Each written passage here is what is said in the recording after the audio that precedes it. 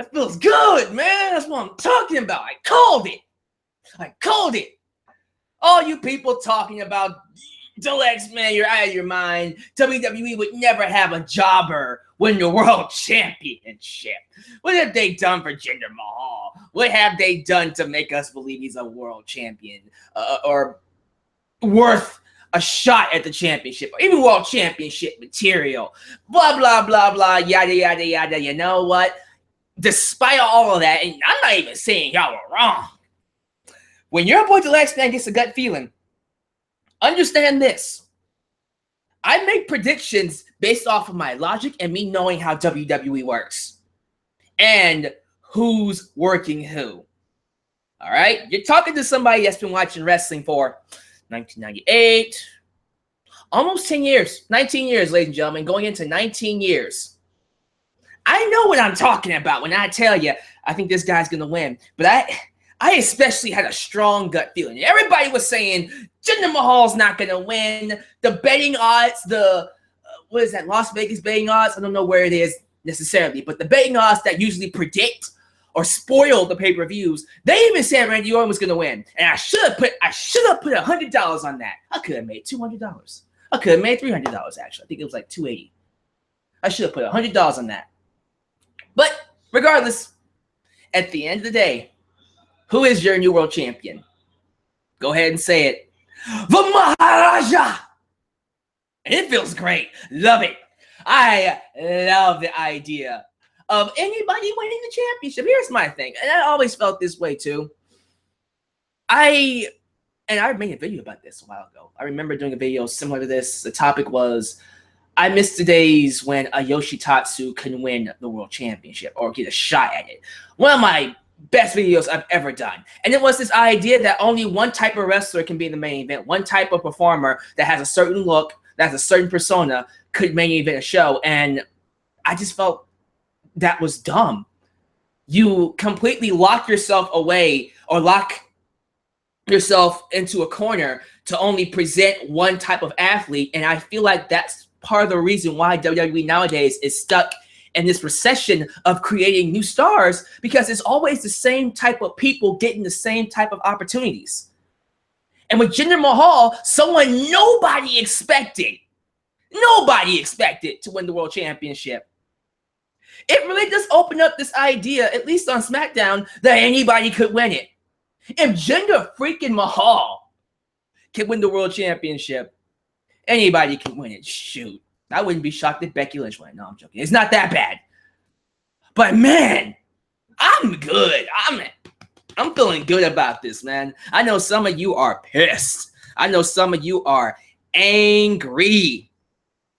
I know some of you right now looking at me and going, Alyx, man, this is your fault. You're going to blame me for some particular reason, like I booked WWE. Because let's be real, if I was booking WWE right now, Jinder Mahal would not have given... I wouldn't have given him a second thought. I would not have even thought about him winning a world championship, which is probably why I'm not writing Smackdown.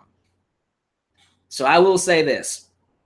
In terms of, let's get right to it, because that's why you're watching this review. You want to hear my thoughts on Jinder Mahal beating Randy Orton, because the show itself wasn't all that great. Let's be real. Backlash, I kind of felt like was average. It wasn't SmackDown's best foot forward. It pales in comparison to Backlash last year. Nowhere close to how good that show was. Nowhere close. With that said, though, I will say, when it comes to Jinder Mahal winning the world championship, this was a memorable, probably one of the most memorable things WWE has done in a while. I had no idea that they were going to go this far with him until, I don't know what it was, but there was something about the way they were booking him that just made me go, you know what? They're going to give him the championship. And let's be real. Would any of you have preferred Randy Orton, the boring babyface champion who apparently hates people that dive, but that guy as your world champion? Really? Quite frankly, I think Jinder Mahal is a much more interesting champion. You can do a lot more things with him. I hear Rusev's coming back and he's getting a world championship shot. I personally would love to see Rusev, a babyface Rusev, in fact, fight a heel Jinder Mahal. I don't want to see a heel Rusev fight a Randy Orton. That's boring. It's boring. I've seen that before. I want to see a babyface Rusev fight a heel Jinder Mahal. That's new. That's something different. We can also do AJ Styles and Jinder. We can do a rematch between Randy Orton and Jinder if you want to. We can do a lot of things with Jinder Mahal as world champion. So I'm sitting here going, personally, this is not a bad idea. I don't hate what they've done with Jinder Mahal. I don't. But I will say this. To those who are scared that Jinder Mahal is going to be champion for a long time, don't be scared. Some people are expecting a JBL run because in 2004, JBL was literally in the same position Jinder Mahal was in. I didn't know freaking where this guy that was doing nothing gets a world championship shot against Eddie Guerrero, and he beats him. What the hell? And we all thought he wasn't going to hold that belt for long, and then he ended up holding that belt for 10 months. Now, I don't think Jinder Mahal is going to hold the belt for 10 months. That means he will drop it at WrestleMania next year. I don't think that's going to happen. I do think he is going to hold it for a while. Just not long. I do think... See, and I see some people right now predicting, and they even say right here in the live chat, that he is going to lose the belt on Smackdown. Which is possible. I wouldn't be shocked if he lost it in 2 days from now to Randy Orton. And then we still do Randy Orton and Rusev, which is... Sure. Whatever the case, I just personally think, why not?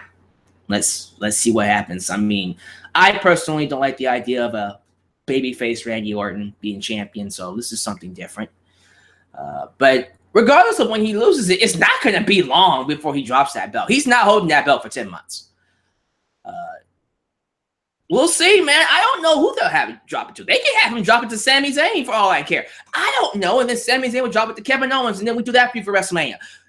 Let's just wait and see what happens. Okay? What else can happen? What's the worst that can happen with Jinder Mahal on top? It wasn't even all that interesting with Randy Orton as world champion. At least with Jinder Mahal, it's something new. Jinder Mahal can cut good promos. He's not that bad inside the ring. He has a good look. You can argue how he got that look, but he has a good look. He has a legitimate heel persona, and he cheats. He uses underhanded tactics, so it's not like Jinder Mahal is beating people clean. He's winning championships by being what? A heel. We have a legit heel champion, which is fresh. Let's see what happens. I have no problems with Jinder Mahal being world champion. Matter of fact, let's see. Let's see what he does with it. Like I said, I don't think he's holding it for long. Who cares? Who cares? But before we get into the review, let's get some thoughts. How do you guys feel about Jinder Mahal being your world champion? Let's see it. I want to see what people are saying. And I love that some people are actually insulting me because I think Jinder Mahal being a world champion isn't all that bad. Who cares? Like I said, Randy Orton being a babyface champion was boring anyways. Who cares? Who cares? Nothing else was happening with Randy Orton as champion. Now, others are saying, I'm just happy Orton is not champion anymore. So you got some debate going on there. That's pretty cool. The company is a joke now. I'm boycotting Smackdown. Oh, man. This is crazy. I don't know. I just kind of feel like... I just kind of feel like right now it's just not that big of a deal. And we got some people who support it. We got some people who like it. It's very controversial. And that's fine. I don't really find it that big of a deal for me. So, yeah. Absolutely. At least people are going to react to it. I wonder how this is going to play into the ratings, though. We will see. That's the big test. Tuesday, we'll look at the ratings on SmackDown, and we'll see if Jinder Mahal draws. as a world champion. Or people are at least going to watch. People are at least going to watch to see what happens with him as world champion. So we'll see. We'll see. But yeah, guys, that's crazy. You guys have fun. You guys have fun talking about Jinder Mahal and hating me for supporting Jinder Mahal being world champion. That's fine. Have fun with that in the comments. But this is your boy Alyx, man. This is the first time you're watching me. You know what to do. Subscribe, like on YouTube, donate to my Patreon, like me on Facebook, and of course, follow me on Twitter at DeluxeManVX1. Let's go ahead and get into the actual show now. Let's talk about WWE Backlash 2017. As a show, as I already kind of said, I didn't think it was all that impressive. Pretty underwhelming. You know, a lot of people didn't expect much out of the show to begin with, which is probably why they weren't that disappointed. But Smackdown has built up somewhat of a trust in me to where I can at least expect them to deliver B shows, like a show that feels solid, a show that's solid, good to solid. This one just missed the mark. I kind of feel like, well, and to be honest with you, I kind of feel like SmackDown as a whole has been missing the mark. I think even on Tuesday, SmackDown has been kind of lacking. I don't feel like SmackDown has the same kind of pop it used to have when they had Miz and Bray Wyatt and John Cena and AJ Styles as world champion. And of course, when they were trying to push the American Alpha with the Usos, I kind of feel like the pop has kind of simmered. And that is a result of the shakeup, not the draft, but the shakeup, because they took Alexa Bliss, they took Mickie James, they took all the, well, not all of them, but most of the big names and put them on Raw, and then gave SmackDown scraps that Raw doesn't use anymore, like Jinder Mahal. But SmackDown, you know, I kind of see it as the same spot NXT was in when the draft last year completely raped the brand of all of its talent. And now NXT, especially because they had that amazing show last night in Chicago on Saturday, I feel like it's starting to get its feet back, starting to get its footing back, starting to actually feel like NXT again. But that took 6 months. It took a long time for NXT to feel like NXT again. And SmackDown, it's probably going to take them a while to feel like SmackDown again. When you lose talent, you have to start over again. And this is SmackDown starting over. So we'll see what happens with that. I'm not necessarily going to say SmackDown is dead in the water, that it's never going to be what it used to be.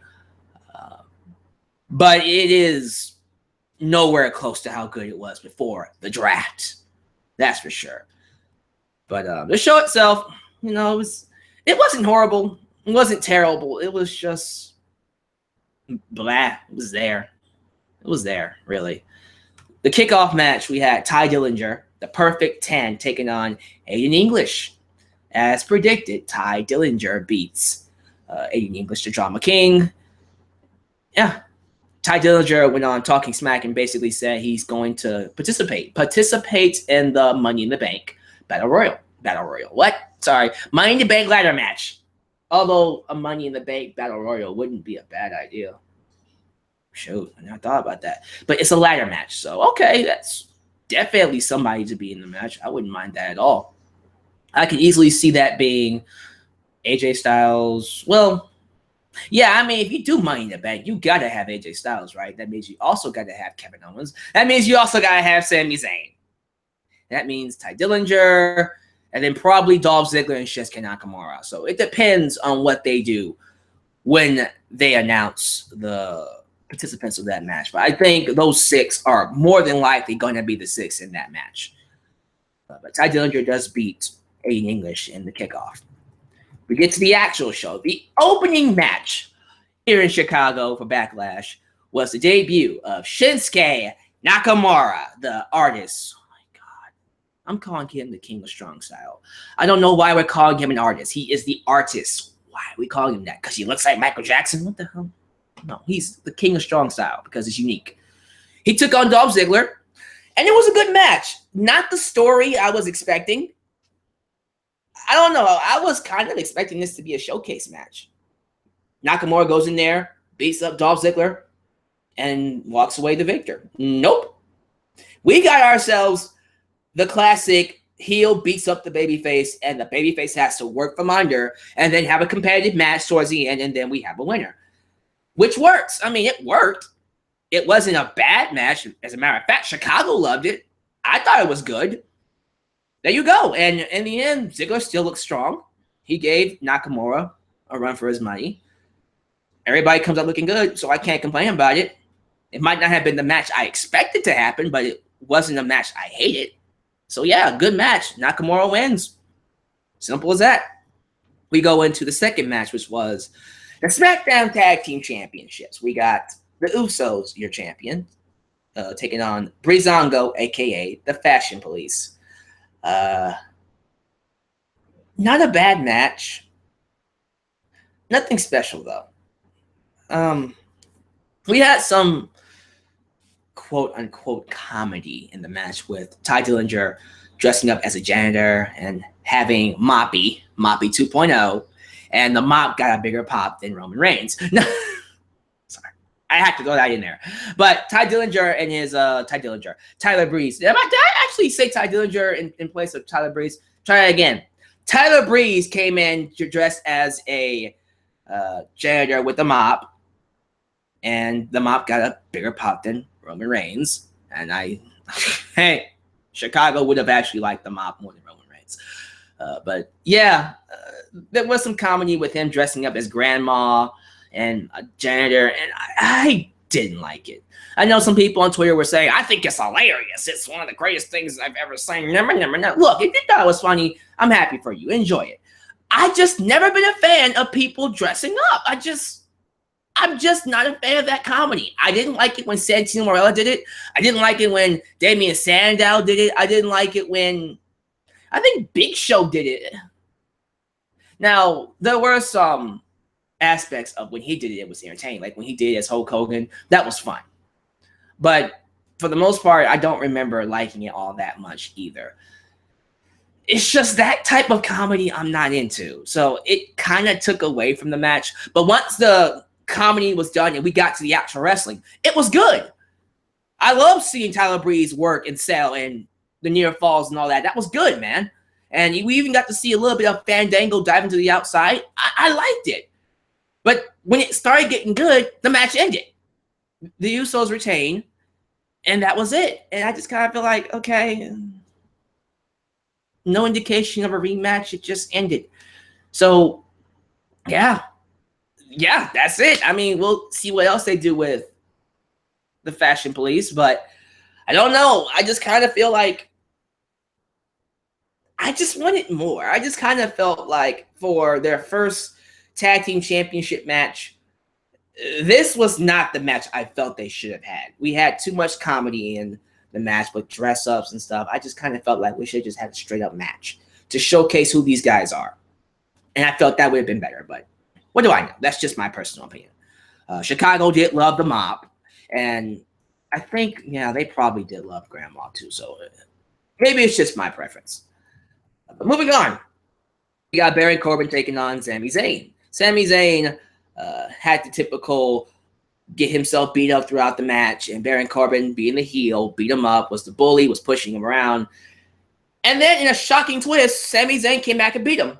I thought, again, following the story that SmackDown was giving to Sami Zayn, and knowing how I think, I thought they were going to have him lose for a long time. I thought the idea was to have him lose and to eventually get him to a point where he would start winning matches to build that sympathy, to make fans cheer for him. But no, the way they booked the match, it still fit the story they were telling, because Sami Zayn got his butt kicked. And then he got one lucky haluva kick in, and that got him the victory. So, yeah, it was a struggle, but he came out on top. So the booking was fine. I didn't mind Sami Zayn winning in this fashion. In this particular fashion, I was cool with it. And Sami Zayn came out the victor. Cool. I'm fine with that. Just as long as we continue the story of him struggling, getting really close to grabbing that brass ring and then falling short. Like if Sami Zayn ends up winning the Money in the Bank briefcase, yeah, he should cash it in, but he shouldn't win the championship. Like that kind of stuff I want to see more of when it comes to Sami Zayn. Make the fans Want to root for him to win, but at times when he gets close, he just misses the brass ring. But then the next time he gets close to it, you're like, oh my God, okay, I am there. I am there. I want Sami Zayn to get this freaking championship. You know, get us to that point with him again. And I think that's how Sami Zayn should be booked. So, yeah, I mean, so far so good. As for Baron Corbin, let's see what happens to him. I don't know where you go with him from here. Really, I don't know where you go from him. With him. They might actually put him in the Money in the Bank ladder match. We've got to see what they do going forward here. All right, let's talk about the 6 women's tag. We got Naomi, Charlotte, and Becky Lynch. What they called Glow? Is it Royal Flame Glow? Royal Glow Fire? I don't know. Those 3 girls taking on the Welcoming Committee. Natalia, Carmella, and Tamina Snuka with James Ellsworth in their corner. Again, didn't really hit me as a match that was all that special. It was a decent match. It had some decent action, but it didn't pop to me at all. I didn't expect the heels to win, so that was a surprise. I thought with the way they've been booked, again, with my mind and the way I think, the heels have been dominating the baby faces for the last few weeks, and I'm thinking, okay, the baby faces will get the win here. But no, the heels won. Natalia makes Becky Lynch tap out. Which is, whoa, okay, I didn't see that coming at all. So the heels win. Let's see what happens going forward then. Shoot, here's my thing. I kind of predicted that Charlotte would maybe turn heel, and that would help the heels win. Charlotte didn't even turn heel. She just didn't help. You know, she just got beat up. And then Becky Lynch took the fall. All right. Let's see what happens with that. Okay, let's talk about the United States Championship match. We got Kevin Owens, your United States Champion, taking on AJ Styles.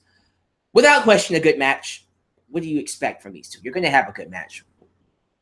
Their worst match, like their default, is good. They would have to try to have something below a good match. That's just the caliber of performers they are. With that said, I expected more. And you have to understand, when I did my preview, I said this was going to be match of the weekend. I predicted this was going to steal the show. I said this was going to be the best match out of any match on the weekend. Was I ever wrong?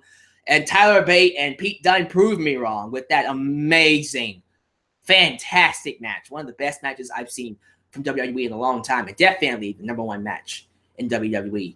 And that might actually be WWE's match of the year by the time this whole thing comes to an end. At least this season comes to an end. But regardless of how things turned out, I still expected this match to be fantastic. And what I got was just, it was good. It was good. I love the story of Kevin Owens working on AJ Styles' leg, and then AJ Styles loses by count out because his leg is caught in the table. Again, protects AJ Styles, keeps the championship on Kevin Owens, and gives him a reason to have a rematch until we actually have a legit victor. And the next match might be Falls Count Anywhere. Who knows? So I'm cool with the way the match ended. It's just for me, maybe it's because I had too much high of an expectation for their first match. And that's on me, sure. But it was still not what I expected. Because come on, guys. It's Kevin Owens, Kevin Steen versus AJ Styles. Now, take this idea that is in WWE out of your head. Let's put Kevin Steen and AJ Styles in a match on any other show.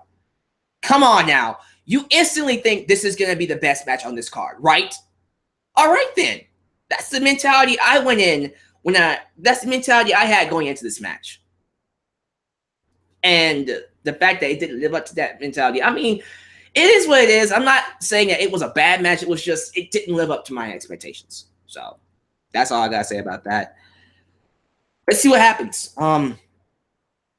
They're probably going to have a rematch at Money in the Bank if they're not in the Money in the Bank ladder match. So let's see what happens. We got Luke Harper versus Eric Rowan. It happened. I had nothing else to say about this match. Luke Harper won. I know what they're trying to do with Eric Rowan, and I respect it. See, and this is one thing about SmackDown I will say. They're at least trying to establish these performers with characters. So you know, at least if you don't like what they're doing or you don't necessarily get into their matches, you know who they are. I like what they're doing with Eric Rowan when he's going backstage or during Talking Smack. He's bringing in these bag of masks, and each mask he puts on, he acts the personality of what that mask is. I think that's really cool. I think that's unique. I've never seen that before. Will they take him places? I don't know. But I do think what they're doing is something different. So let's see what happens.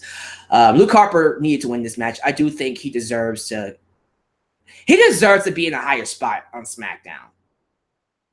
I think I'm not the only person that feels that way, by the way. But I do think someone like Luke Harper should be a contender in that, you know, high mid-card main event level. He should be there. We're talking about Money in the Bank. Again, that's someone else you can throw in the Money in the Bank ladder match. I think he would fare very well in that match. Just possibilities. So many possibilities we can have when it comes to Money in the Bank. So we'll see what happens with that. And then, of course, following that, we have the main event. Randy Orton versus Jinder Mahal. Now, let me just talk about the match itself, because we talked about the winner. We talked about Jinder Mahal winning the championship because we had to. Everybody came to watch this video to hear me talk about Jinder Mahal. But let's talk about the match itself. I thought there was something about Chicago and the way the atmosphere felt. I felt the crowd was going to completely crap on this match, especially with Randy Orton having a bad reputation for being an indie killer because of his tweets talking about how, and those of you who don't know the story, and we can talk about it here, on Twitter, Rip Rogers, who is Randy Orton's trainer, came out and basically ripped apart the typical indie match. He ripped apart how these matches you see in, you know, New Japan Pro Wrestling and PWG and ROH in the indies, they have kickouts, they do all this kind of stuff, and people are just like, oh, it's the greatest match of all time, let's rather repeat, and he mocked them. And then Randy Orton came out on Twitter and basically retweeted that and said his own craziness, talking about how he makes $5 million a year or whatever. He made $5 million for SmackDown, and he doesn't like dives. He doesn't get into dives. And he's gotten some heat because of that. People like Will Ospreay and Low-Key have gone out of their way. Even Bubba Ray Dudley, of all people, they've gone out of their way to show Randy Orton that, no, sir. No, sir. You can't just say that you can do this without doing dives. Because quite frankly, Randy Orton, you are lucky to be where you are because of your lineage and where you came from. You've been given a silver spoon in your mouth. So I felt because of that, he was going to be booed in Chicago. And, of course, Jinder Mahal, being the guy that was a jobber, not getting a world championship shot, this was going to be crapped on. But no, Chicago surprised me. It was a split audience. Half was cheering for Randy Orton and half was cheering for Jinder Mahal. What a concept. But it just goes to show you what happens when you try to create new stars, what new, fresh talent getting into a main event scene can do for you. Because when something is new, I don't care if you like the person or not, but because it's new, you're instantly going to be more interested in it than seeing the same things over and over again. And I think that's what made this match a lot more interesting than many other matches before. Because look, I've seen AJ Styles and Kevin Owens before. Although Ziggler and Shinsuke Nakamura was the first time it happened, and I do feel like because it was the first time it happened, it did feel a little bit more fresher than, you know, it's one of those things where you've seen them both perform a certain style. You kind of knew what you were expecting when you saw that match. You didn't know what you were going to get with Jinder Mahal and Randy Orton. You had no idea which way it was going to go. And the stuff they did in this match was crazy. When freaking Randy Orton was tossing around Jinder Mahal's lackeys, the Singh brothers, and I think he suplexed one of them on the table, and that boy went flipping. He landed on the table, and he flipped over. And Randy Orton was like, oops. You know, you saw him bite his tongue. My bad. He's like, oh, man. Just craziness. But he beat the living hell out of them. But, you know, we can talk about the match being what it is. I thought it was solid. I thought it was a solid match. Nothing beats that ending. I am going to remember Backlash for how the crowd reacted. I'm going to go back and watch it. I'm going to go back and watch when Jinder Mahal won the championship and just soak in the crowd's reaction. Like, oh my God, did that really happen? What? Like, it's just awesome.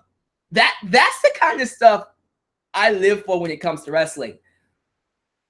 The whole point of shocking people is to do things they don't expect. Seriously. Like, for instance, Finn Balor versus Brock Lesnar. What do you expect? Brock Lesnar to beat Finn Balor. How do you shock people? Have Finn Balor beat Brock Lesnar. It's not that bad of a concept. Same here. What do people expect? Randy Orton to defend the championship and win. What did people not expect? Jinder Mahal to win the championship. What did we get? The shocker. Jinder Mahal beats Randy Orton with help. So it's cool. I thought in terms of how it ended, Backlash did something there, man.